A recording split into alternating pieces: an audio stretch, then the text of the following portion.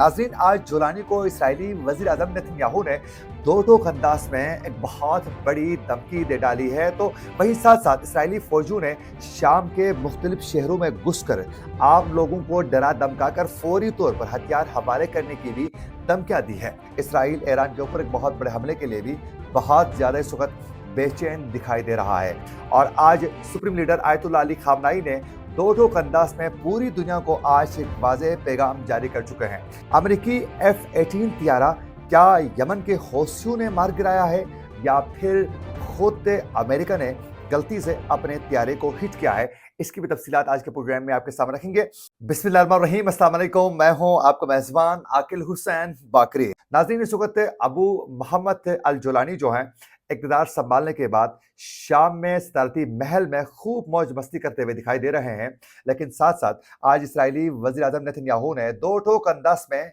Jolani को ये warn किया है कि अपनी फौज को पीछे रखना है। अगर आपने फौजियों को आगे भेजने की कोशिश की तो फिर उसका खमियाजा आपको खुद भुगतना पड़ेगा। और इस वक्त इसराइल की जो फौज है और उन्होंने जोलान की पहाड़ियों पर कब्जा करने के बाद जो है उसके करीब जितने भी देहात थे उस पर भी इसराइल कब्जे कर चुका है। और आज इसराइली फौजियों ने शाम के मुख्तलिफ इलाकों में आकर वहां के लोगों को डरा धमका कर फौरी तौर पर हथियार वापस करने की भी धमकियां उन्होंने दी है। बिलखुसूस इसराइली आज फौजियों ने शामी शहर अल बाअस के मकीनों को हथियार हवाले करने की धमकियां दी है। और साथ साथ ये भी कहा है कि आपके पास सिर्फ और सिर्फ 2 घंटे हैं, फौरी तौर पर आपने हथियार हवाले करना है। और इस वक्त इसराइल ने गोलान की पहाड़ियों समेत उसके तमाम एरियाज पर कब्जे कर चुका है और बिलखुसूस मशरकी एरिया पर जो एरिया है उस पर वो अपना कब्जा जमा चुका है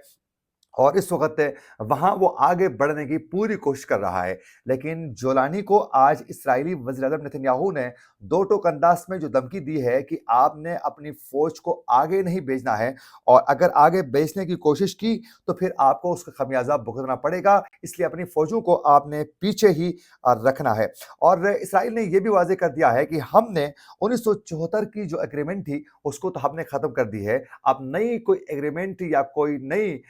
आप लोग के साथ कोई माहिदा, जब तक हमारा माहिदा नहीं होता है उस वक्त तक आप आगे नहीं आ सकते हैं। कि जोलानी के सर की कीमत अमेरिका ने ही खुद $1 करोड़ रखी थी और ये कहा गया था कि अगर जोलानी के हवाले से कोई भी इंफॉर्मेशन शेयर कर लेता है कि वो इस वक्त कहाँ है तो उसको उसके सर की कीमत 1 करोड़ रखी गई थी। लेकिन इस वक्त अमेरिका, इसराइल और तमाम नेटो के जितने भी इस वक्त के ममालिक हैं उन सबको मालूम है कि जोलानी कहाँ है और वो शाम के सदारती महल में ही मौजूद है।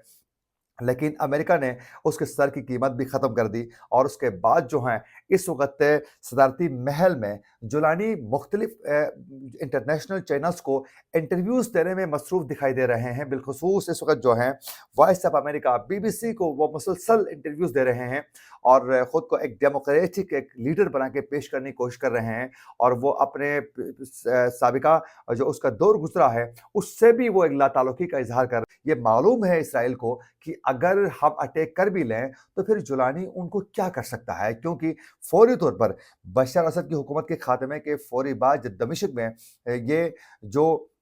बागी ग्रुप जो हैं अपना कब्जे जमा रहे थे तो उस दौरान इसराइल की जानिब से सिर्फ और सिर्फ गोलान की पहाड़ियों में ही नहीं बल्कि दमिश्क तक अंदर घुस के इसराइल ने खूब बमबारी की और उनके हथियार को और उनका जो अम्युनिशन था, उनके जंगी जहाज थे, उनको बुरी तरह उन्होंने तबाह कर दिया, तमाम अम्युनिशन को तबाह कर दिया और उनकी जो अस्करी जो ताकत थी शाम की उसको बिल्कुल ही तबाह करके उसको एक मफलूज करके रख दिया है। तो ये इसराइल को मालूम है कि इस वक्त शाम उस ताकत के साथ नहीं है कि वो हमें दोबारा उसका बदले में कोई वो हमला भी कर सकता है, तो इसलिए ये धमकियां दे रहा है। अब जोलानी के पास कुछ भी नहीं है और वो खामोश तमाशाई बना हुआ है। अब पे अंदाजा करें कि शाम के अंदर घुसकर इसराइली फौजी जो है आम लोगों को हथियार फौरी तौर पर हवाले करने के लिए धमकियां दे रहे हैं। तो यूं इस वक्त जो है बाकायदा इस कंट्रोल हुकूमत के बाद अब पे फौरी तौर पर इसराइल ये बेचैन दिखाई दे रहा है। अमेरिका के ऊपर भी प्रेशर बिल्ड कर रहा है कि फौरी तौर पर हमें इसी मौके का फायदा उठाते हुए ईरान के ऊपर एक बहुत बड़ा हमला करना चाहिए, ताकि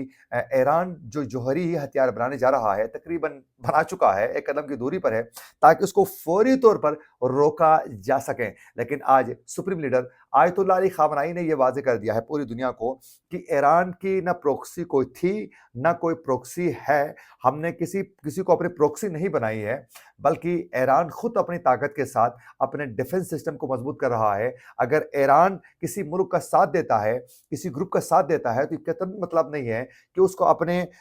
वो प्रॉक्सी के ज़रिए जो हैं, प्रॉक्सी के तौर पर इस्तेमाल कर रहा है, बल्कि इसलिए हम साथ देते हैं कि वो अपनी सालिमियत के लिए लड़ते हैं। आज नाज़रीन, यमनी हौसियों की जानिब से जो टेल अवीव शहर के अंदर बहुत बड़े लेवल पर उन्होंने जो हमले किए और आयरन डूम तक को उन्होंने जो चकमा देकर उनको फेल करवाने में कामयाब हो चुके हैं और इसराइल को शर्मिंदगी का सामना करना पड़ा है। तो आज यमनी हौसियों ने एक बार फिर दोबारा ये दावा किया है कि हमने अमेरिकी F-18 जो तैयारा था, उन्होंने कहा कि ये हमारे हमले के नतीजे में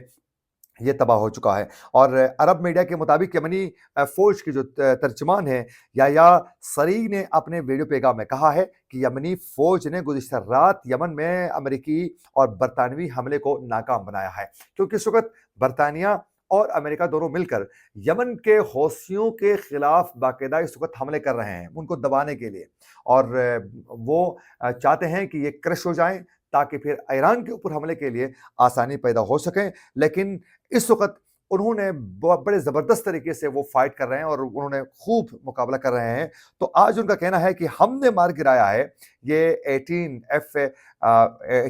तैयारा जो है, ये अमेरिकी, इस तैयारे को हमने ही गिराया है। जबकि अमेरिका का कहना है कि ये खुद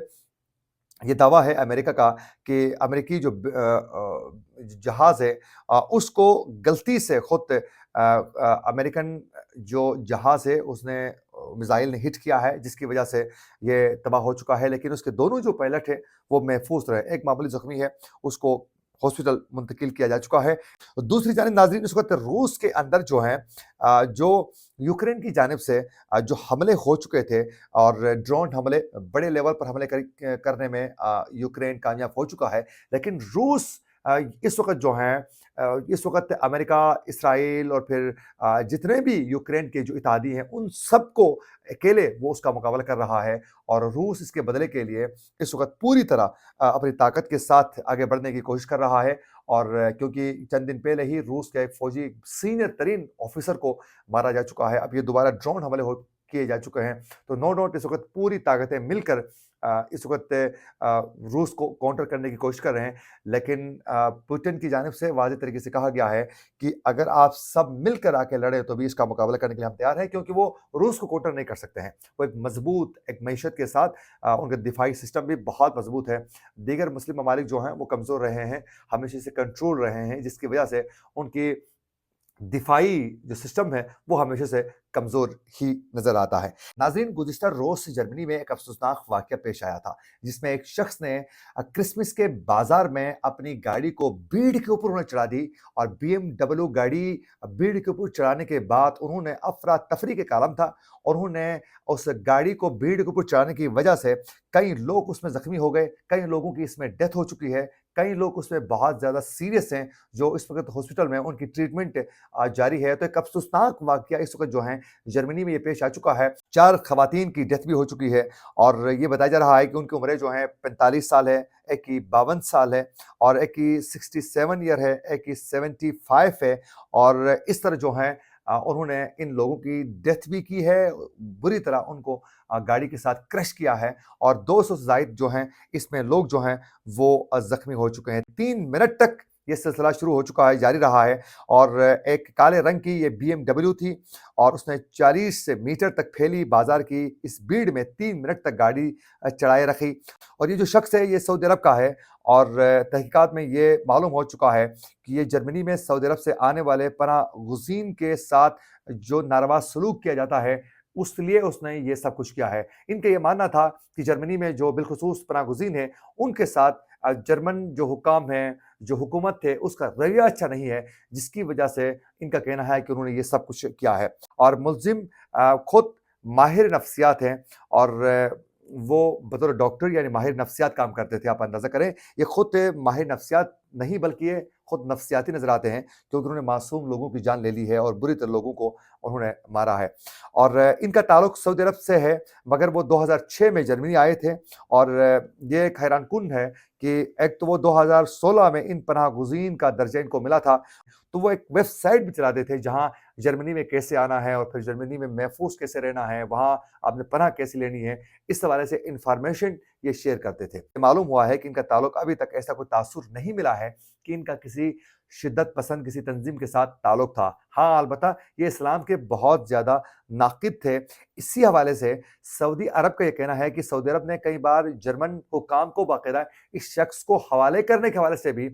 سعودی عرب میں ڈیمانڈ کر چکا تھا، لیکن اس کو حوالے نہیں کیا گیا، کیونکہ وہ وہاں بیٹھ کر جرمنی میں اسلام کے خلاف بھی باتیں کرتے تھے، اور وہیں ساتھ ساتھ اور سعودی عرب نے یہ واضح طریقے سے کہا تھا کہ یہ شخص ٹھیک نہیں ہے، اس پر اعتبار نہ کیا جائے، جرمن حکام فوری طور پر ہمیں حوالے کریں، لیکن اس کو حوالے نہیں کیا گیا، جس کی وجہ سے آج ایک بہت بڑا یہ واقعہ پیش آیا ہے، جس کی وجہ سے اس کو جرمنی کے اندر جو ہے پولیٹیکلی طور پر بھی حکومت کو ایک بہت بڑے اپسیٹ کا سامنا کرنا پڑ سکتا ہے، اور اسی موقع کا فائدہ اٹھاتے ہوئے کئی اس وقت انٹرنیشنل لیول پر جو ہیں ان کے خلاف جو ہیں باقاعدہ اس حکومت کے خلاف باتیں کی جا رہی ہیں اور تنقید کی جا رہی ہے، اور اس کو جرمنی کے اندر بھی اور پھر انٹرنیشنل لیول پر بھی بالخصوص ٹویٹر کے اندر ایکس میں بہت زیادہ تنقید کا نشانہ بنایا جا رہا ہے۔ اسی کے ساتھ اپنے میزبان عاقل حسین باقری کو دیجیے اجازت، اللہ نگہبان۔